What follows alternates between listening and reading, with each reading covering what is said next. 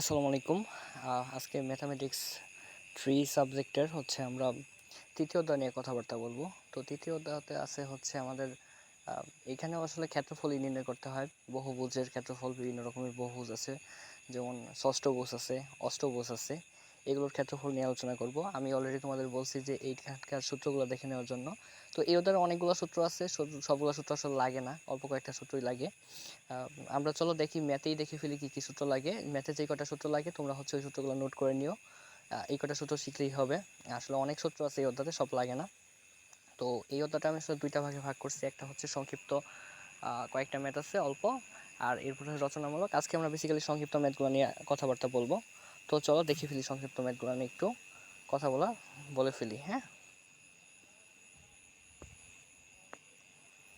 তো প্রথমে একটা ম্যাথ রাখছি, দেখো। একটি ষড়ভুজের ক্ষেত্রফল 216 বর্গ সেন্টিমিটার এর সমান বাহু বিশিষ্ট সুষম অষ্টভুজের ক্ষেত্রফল নির্ণয় করো। আচ্ছা, একটা ষড়ভুজের ক্ষেত্রফল দেওয়া আছে, এবং এই ষড়ভুজের যে বাহু আছে, ষড়ভুজের প্রত্যেকটা বাহু তো সমানই হয় এবং অষ্টভুজের প্রত্যেকটা বাহুই সমান হয়। এই ষড়ভুজের যে বাহুটা আছে যতটুক হবে, ঠিক সেম বাহু নিয়ে একটা অষ্টভুজের ক্ষেত্রফল বের করতে বলছে। খুবই একটা ম্যাথ। আমরা প্রথমে ধরে নিলাম ষড়ভুজের বাহুর দৈর্ঘ্য হচ্ছে এ। আচ্ছা, আমরা জানি কি ষড়ভুজের ক্ষেত্রফল সমান সমান 3√3/2 আচ্ছা, তাহলে দেখো তো এখানে ষড়ভুজের ক্ষেত্রফলটা দেওয়া আছে না? তাহলে প্রশ্ন মতে ষড়ভুজের ক্ষেত্রফল সমান সমান আমরা কি জানি? 3√3² সমান সমান কি 216√3 লিখতে পাই না? এইখান থেকে দেখো, এই √3 আর এই √3 কেটে দিই, তাহলে থাকতেছে কি 3/2 সমান সমান কত? 216।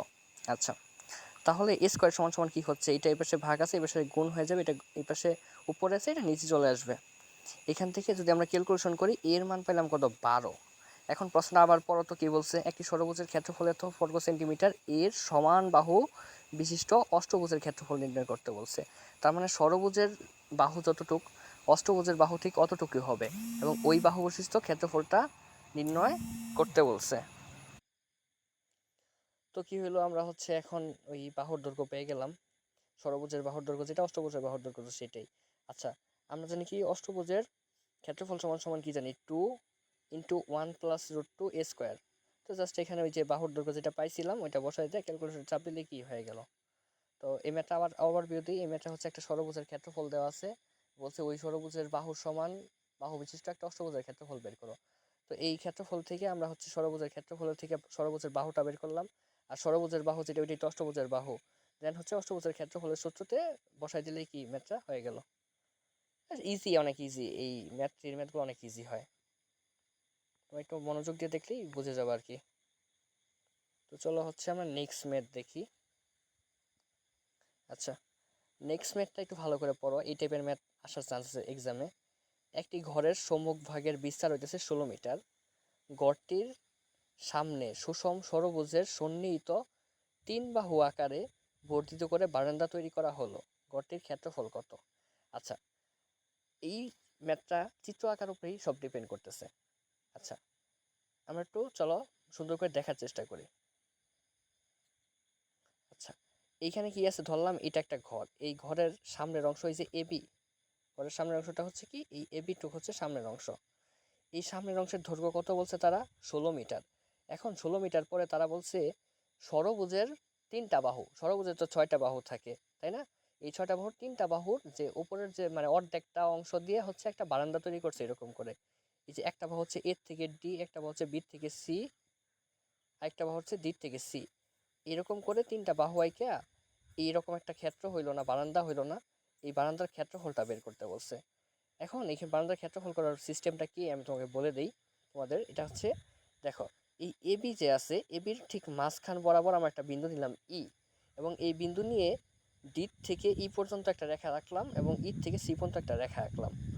রেখা আঁকার পরে দেখো তো, এই যে বারান্দাটা ছিল, এটা এখানে এখন 3টা সমকোণী ত্রিভুজ হয়ে গেছে না?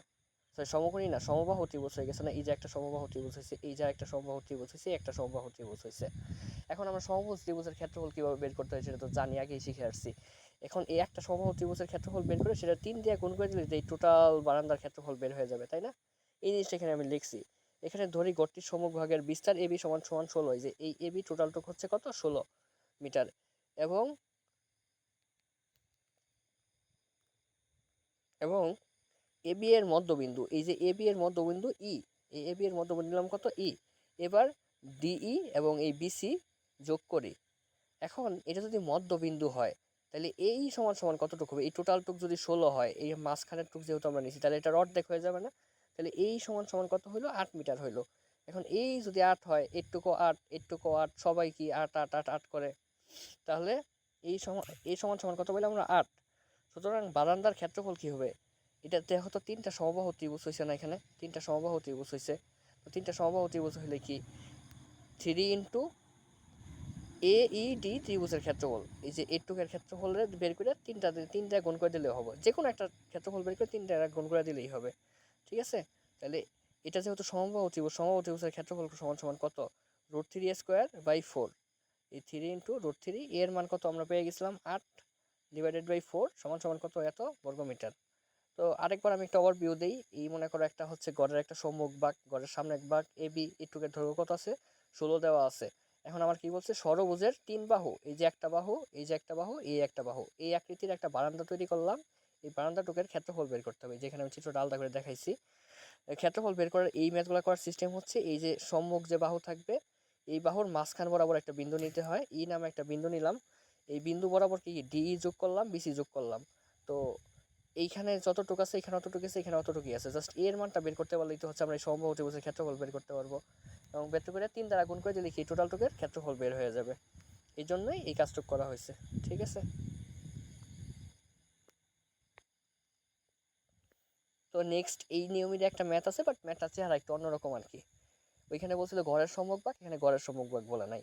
বলছে একটি বর্গাকার গড়ের বাহুর দৈর্ঘ্য 36 মিটার এবং এর সামনে সুষম ষড়ভুজের 3 বাহু আকারে বারান্দা তৈরি করা হলো, এবং বারান্দার ক্ষেত্রফল নির্ণয় করো। এই আগের মতোই সুষম ষড়ভুজের 3 বাহু আকৃতির একটা বারান্দা বানাইছি আমরা, এই যে একটা বারান্দা বানাইছি, এই বারান্দার ক্ষেত্রফলটা বের করতে বলছে।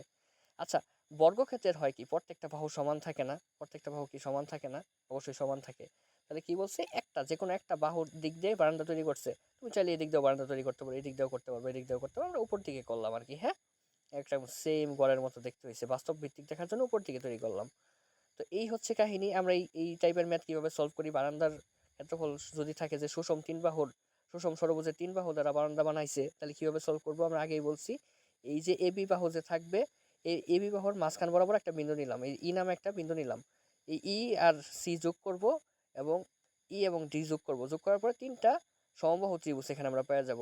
তো এটা যেহেতু যোগ করছি, এই টোটালটুক যদি হচ্ছে আমার কত 36 হয়, তাহলে এরটুক কত হবে 36/2, যেহেতু এটা মাঝখান বরাবর আছে, 36/2 হলে কত হয় 18।